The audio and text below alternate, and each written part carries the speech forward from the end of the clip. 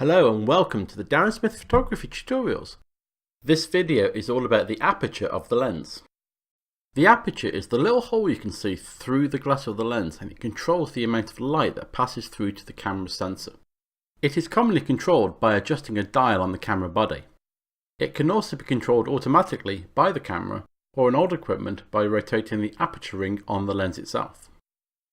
The smaller the f number on your lens, the wider the aperture is. This means a bigger hole to let more light through to your sensor.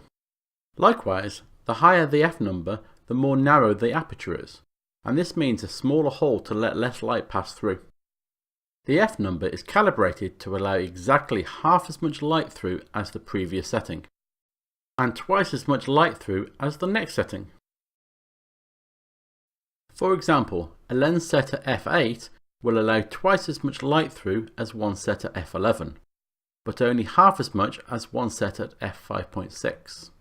The aperture not only controls the amount of light entering your camera, it dictates how long the shutter has to be open to achieve a correct exposure. A wider aperture needs less time than a small aperture to take a photograph.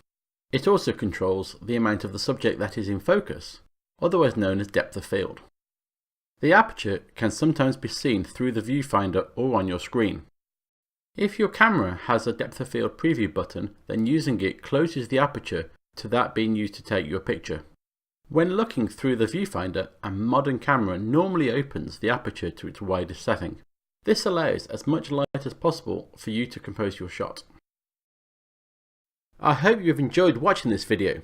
Please feel free to check out more at darrensmith.org.uk or on YouTube, Twitter or Facebook. Thank you for watching.